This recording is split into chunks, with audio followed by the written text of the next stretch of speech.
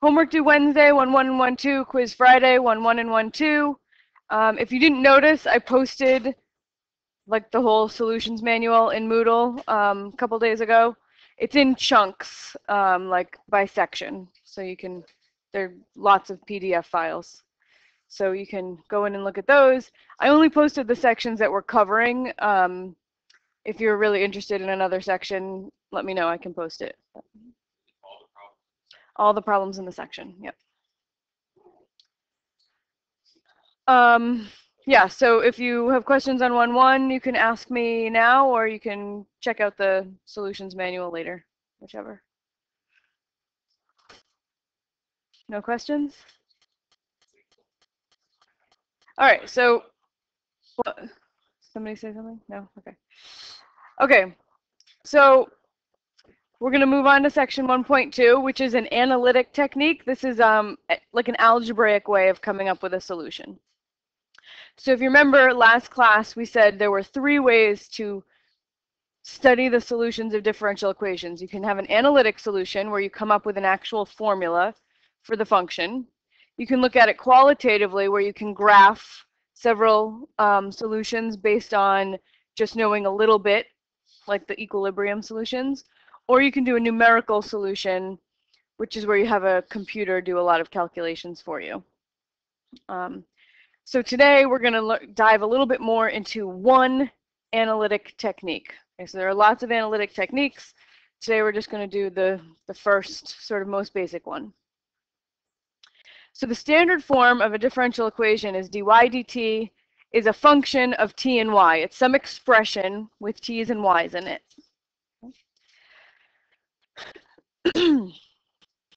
And the solution to a differential equation is a function y of t that when you substitute into the equation satisfies the equation. So far, sorry, go ahead. Right. So if we have dy dt is some functional expression with t's and y's in it, then y of t is the solution to dy to this function if its derivative equals this expression. So if you take y of t and you plug it in, you can tell whether or not y of t is a solution by just plugging in. So this doesn't tell us how to find solutions, but it tells us how to check if whether a given candidate is really a solution.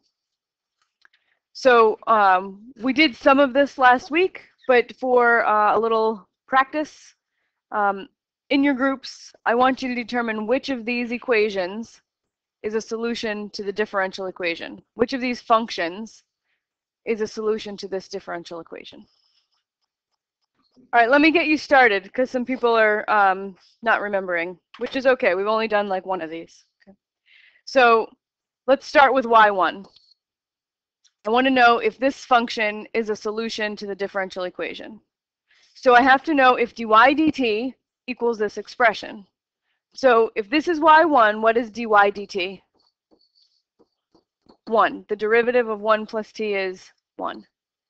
And then I have to calculate y squared minus 1 over t squared plus 2t. And have to find out if when I simplify this thing, I get 1, right?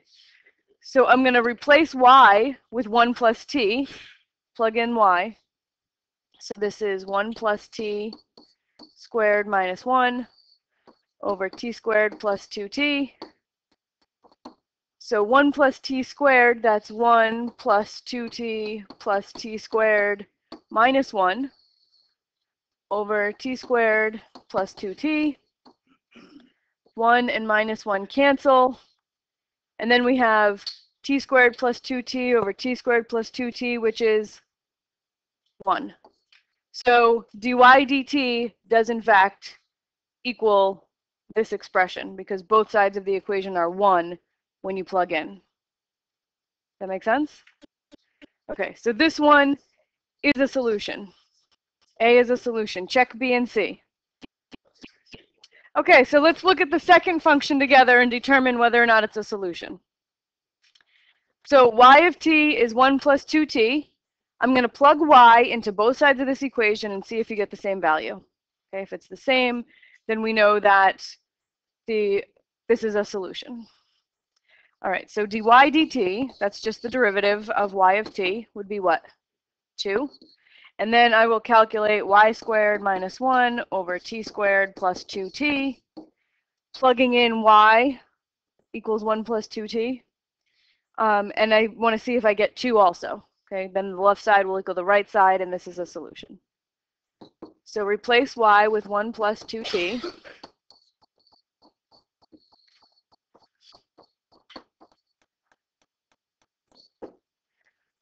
Okay, so 1 plus 2t squared, we've got 1 plus 4t plus 4 minus 1. 4t squared over t squared plus 2t. My 1's cancel in the numerator. 4t squared plus 4t over t squared plus 2t. Does that equal 2? No. So, I mean, I could try to factor out 4t, and I would get t squared plus 1.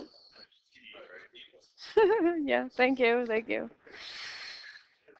It's a little early in the morning, I guess. I got to get used to these early morning classes. So nothing cancels. It does not equal 2. Can't get anything to cancel. So this is not a solution.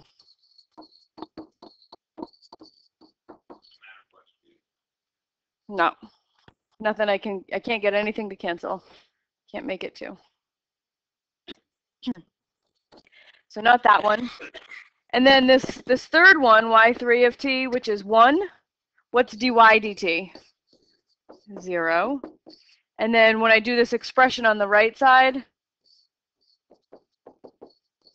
I have to plug in y equals 1. So I'm going to have 1 squared minus 1 over t squared plus 2t. So my numerator is, yeah, question? Okay. So my numerator is going to be 1 minus 1, which is 0. The numerator is 0. The whole fraction is 0. So my left side equals the right side. That's a solution. So if you have a candidate for a solution, you can always tell if it really is a solution by plugging in and checking. But the question is, how do we come up with the candidates? How do you figure out what a solution is just given the equation? So there are many very different looking functions that are solutions to a differential equation. Remember that if you want to narrow it down to a specific solution, to a particular solution, you need an initial value. So here's a differential equation together with an initial value that's called an initial value problem. See if you can solve this one. Come up with a function y of t, right? That's what the solution is going to be, a function y of t, whose derivative is t cubed minus 2 sine t, right? So that dy dt is this function, and y of 0 is 3. So you have a couple of conditions. I want you to see if you can come up with something. All right, let's see. So I'm looking for a function whose derivative is t cubed minus 2 sine t. So let's just work on finding a function that has that derivative, and then we'll do the initial condition. So what function has as its derivative t cubed? 1/4 t to the 4th. Yeah. So when I take the derivative of that, I'll get the t cubed, right? So that handles the first term. What function has as its derivative negative sign? Cosine. And then I just have a coefficient that I'll bring along with me. Plus 2 cosine t. Right? So then, because then the derivative of this term would be negative 2 sine t. And then we have the plus c. Because when we take the derivative of any constant, it'll be 0. Then to figure out what the c is, you use the initial condition, y of 0 equals 3. So I'm going to plug in 0 for all my t's, and I get 0 plus 2 cosine 0 plus c equals 3. And what's the cosine of 0? 1. So 2 plus c equals 3. So c has to be 1.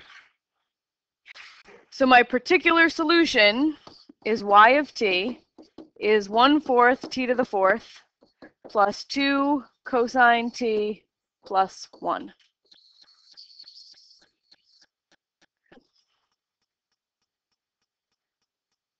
So what made us able to find a solution here was the fact that the right side of the equation only had t's in it, right? So we were able to just take an antiderivative. Whereas this problem that we just did, the right side of the differential equation has t's and y's in it. Makes it a little harder. You can't just take an antiderivative. But we can maybe try to use the fact that it's easy when there are only t's to create a technique that we can use all the time, or at least in some special situations. So what made the problem easy was that we have only t's and no y's on the right-hand side of the equation. There are certain special differential equations where you can manipulate it into having only t's on the right by moving all of the y's to the other side. Okay. So these special differential equations are called separable, and it means that you can write the equation as a product of a function in t times a function in y. So you can take whatever is given and you can write it as something with only t's times something with only y's. So let's look at this first one, a. Is that separable? Can I write it as something with only t's times something with only y's? It is already, basically, yeah. So this is something with only t's times something with only y's. So this one is separable. How about b? Can I write it as the product of something with t's and something with y's? Nope. No way to separate those. Not separable. How about t plus 1 over ty plus t? Can I write this as a product of something with t's times something with y's? Yeah, what would I write it as?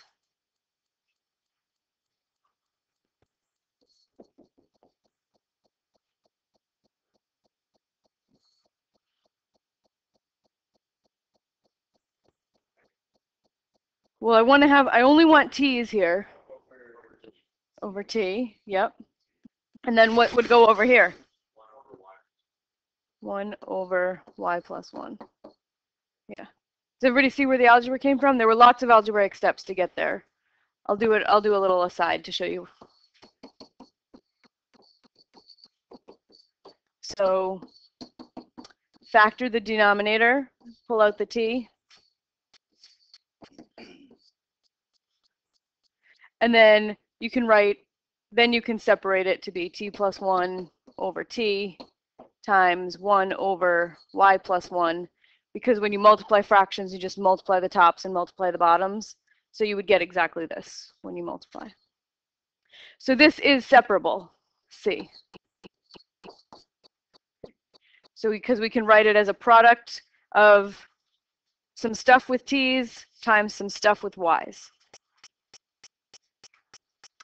So to solve a separable equation, put all the t's on one side, put all the y's on the other, and then integrate both sides. Okay. Including the dy's and the dt's. So we're going to treat dy dt like a fraction, even though we're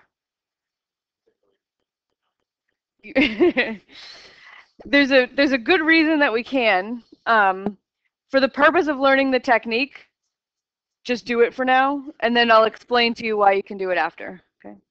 So we have dy dt equals t over y squared. So in essence, it's going to look like I'm like cross multiplying, right? Multiply both sides by dt and both sides by y squared. So you're going to get y squared dy equals t dt.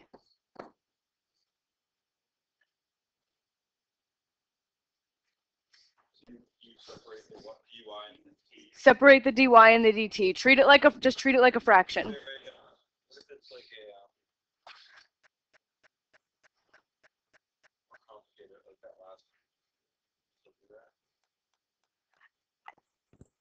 It has to be a separable equation. So the last one we just did, you mean this one? Yes. Yep. The algebraic manipulation to get all the t's on one side and y's on the other might be a little trickier, but you can do it, yeah. And we'll do some more examples. That's why you can integrate both sides, because now I just have t's on one side, integrate with respect to t, and I have y's on the other side, integrate with respect to y. Okay. So what is the antiderivative of y squared? Y cubed over 3. And that's a plus c, right? And the integral of t, 1/2 t squared. Also plus c, but c is arbitrary. It's some different c, right? Doesn't have to be the same c as this one. Could be the same, doesn't have to be the same. All right, so now I'm going to solve for y, and I'll have a function in t. So subtract c, those cancel, so I have y cubed over 3 equals 1/2 t squared. And these are arbitrary, right? C1 minus c. These are arbitrary, so let's just combine them and say the answer is like k, right? Some other constant. Then multiply both sides by 3. So I have y cubed equals 3/2 t squared plus 3k. But again, this is an arbitrary constant.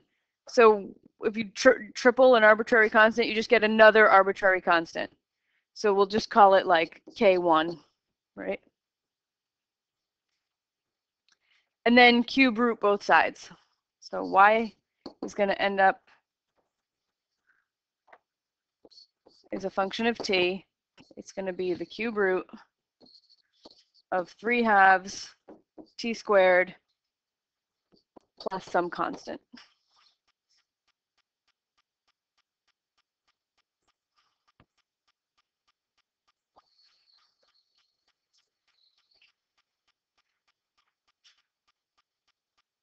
It's not so bad, right? So far, yeah.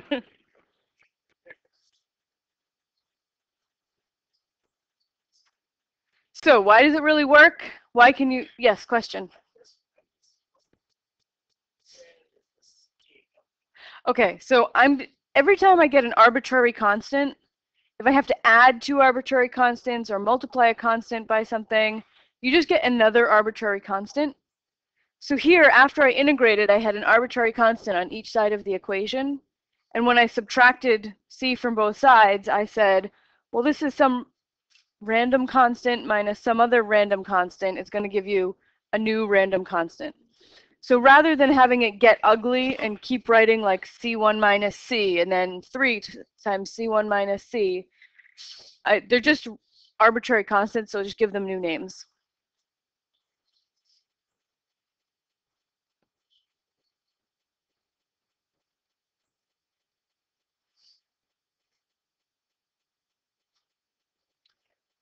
Okay, so separating dy and dt like that, just multiplying both sides by dt so that you can have dy's on one side and dt's on the other, is very convenient. And it's one reason that in a lot of this class we're going to be sticking with the Leibniz notation, that dy dt instead of the y prime, because it works really nicely for techniques like this. But the reason that you can do it is because y is a function of t. So actually, when we're integrating, you could actually say integrating from the step where you move the y squared over here. So it would be dy dt y squared.